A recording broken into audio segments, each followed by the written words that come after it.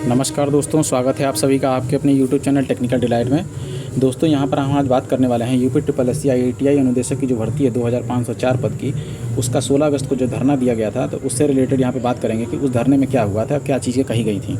ठीक है, तो इससे रिलेटेड एक ग्रुप है जिसके पास CITS का सर्टिफिकेट है, केवल वही उस ग्रुप में ऐड हो सकता है, उसके बिना कोई ऐड नहीं होगा, सीधी बात है। ठीक है, तो उससे रिलेटेड बातें जो हैं यहाँ पे ये कही गई हैं आयोग के द्वारा कि सबसे पहली बात तो एक CITS का आपका जो सर्टिफिकेट है, क्योंकि बहुत सारे लोगों ने फर्जी फॉर्म भर दिया है, देखा है मैंने खुद भी देखा है ये चीज़ें कि बहुत सारे बीटेक कैंडिडेट्स हैं, चाहे डिप्लोमा कैंडिडेट्स हैं, चाहे ITI कैंडिडेट्स हैं, जिन्होंने CITS कर रखा है, जिन्होंने CITS नहीं भी किया, सॉरी, तो उन्होंने क्या किया कि पैट दिया हुआ था। अब पैट देने के बाद उन्होंने क्या किया, वैकेंसी देखी और फॉर्म अप्लाई कर दिया। उसके बाद जो CITS सेक्शन था आपका, CITS सेक्शन में उन्होंने ITI के ही मार्क्स डाल दिए, चाहे जो डिप्लोमा कैंडिडेट डिप्लोमा के मार्क्स डाल दिए, चाहे बीटेक कैंडिडेट है बीटेक के मार्क्स डाल दिए।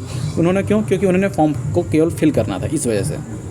तो इस वजह से आयोग से जो भी बातचीत हुई है, तो आयोग का कहना ये है कि सबसे पहली बात जो आपका CITS का मार्कशीट होगा उसको अपलोड करवाया जाएगा, और स्पेशली जो जैसे पोर्टल आपका ओपन होता है तो कॉलेज शोन होते हैं, तो जैसे जितने अभी तक CITS कॉलेज हैं उनकी लिस्ट शो होगी, तो आपने किस कॉलेज से किया है इस चीज़ को उसमें मेंशन करवाया जाएगा। फिर आपके कितने मार्क्स बने हैं उस मार्क्स को अपलोड करवाया जाएगा, फिर आपका सर्टिफिकेट अपलोड करवाया जाएगा। दूसरी बात, उसके अलावा फिर आपका एक्सपीरियंस सर्टिफिकेट के बारे में भी यहाँ पे कहा गया है कि एक्सपीरियंस सर्टिफिकेट आपका अपलोड करवाया जाएगा, क्योंकि बहुत लोगों के पास क्या है कि अभी इस चीज़ को मैंने भी देखा है कि बहुत सारे लोग अभी CITS पास किए हैं जिनके साथ जो गैप है, जैसे मान लीजिए किसी कैंडिडेट ने ITI किया हुआ है, उसके बाद जैसे 2018 में किसी ने ITI किया, फिर 19 का गैप है उसके पास, फिर उसके बाद क्या हुआ कि उसने CITS कर लिया, CITS किया 1 साल का, फिर उसके बाद क्या किया, उसने भी फॉर्म अप्लाई कर दिया। क्यों? क्योंकि पेपर देखना है। अरे भाई पेपर देखना है, लेकिन फाइनली तो आप बाहर हो रहे हो ना, क्योंकि शॉर्ट लिस्टिंग जो होगी आपकी वो होगी CITS की मेरिट पे, और CITS की मेरिट पे शॉर्ट लिस्टिंग तो हो जाएगी केवल उतने टाइम्स, 5 टाइम्स कैंडिडेट्स को बुलाएगा आपको।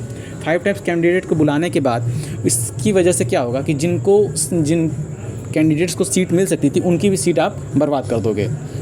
तो ऐसे जितने भी कैंडिडेट्स हैं जिन्होंने अप्लाई किया हुआ है, फ्रेशर होने के बावजूद भी इसको अप्लाई किया हुआ है, तो वो लोगों से रिक्वेस्ट है मेरी कि वो लोग प्लीज़ आप इस चीज़ को थोड़ा अवॉइड करिए। देखिए आप पेपर भी देंगे तो आपको कोई बेनिफिट होने वाला नहीं है। आप इसके अलावा किसी और एग्ज़ाम की तैयारी कीजिए जिसमें आप सक्सेस पा सकते हैं, चाहे जो भी है। रेलवे की वैकेंसी अभी आने वाली है, चाहे यूपी SSC में भी और भी डिपार्टमेंट बोरिंग टेक्नीशियन वगैरह की आएगी, चाहे डिप्लोमा कैंडिडेट्स हैं, चाहे बीटेक कैंडिडेट्स हैं, उनके लिए बहुत सारी अदर वैकेंसीज जो आएंगी, आप उन पर अप्लाई करने की कोशिश करिए। ठीक है, चाहे उनके एग्जाम्स के बारे में सोचिए।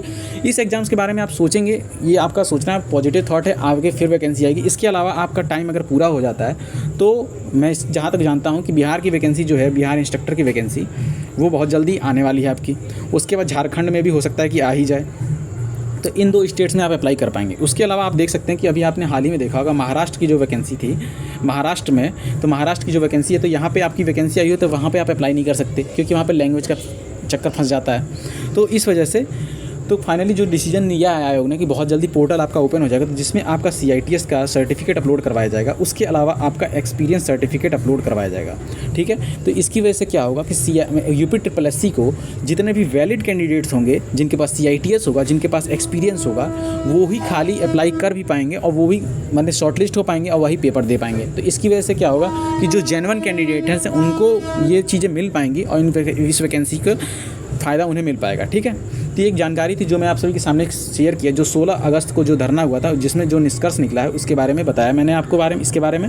और इससे रिलेटेड जो कोई भी अपडेट आती है, तो सारी अपडेट के साथ अपडेट रहने के लिए टेक्निकल डिलाइट टेलीग्राम ग्रुप को ज्वाइन कर लीजिए आप, और इस चैनल को सब्सक्राइब कर लें, वीडियो को लाइक करें। आपको वीडियो अगर पसंद आता है तो कमेंट करके अपना कमेंट बॉक्स में बताएं, और जिस किसी को भी जो भी जानकारी चाहिए इंस्ट्रक्टर से रिलेटेड, वो जानकारी मैं आपको प्रोवाइड करवाऊँगा। धन्यवाद। Now thanks for watching. और टेक्निकल डिलाइट चैनल को आप इंस्टाग्राम पर फॉलो कर सकते हैं, टेक्निकल डिलाइट 4 से हमारा चैनल है। उसके बाद हमारा टेलीग्राम ग्रुप आप ज्वाइन कर सकते हैं। धन्यवाद।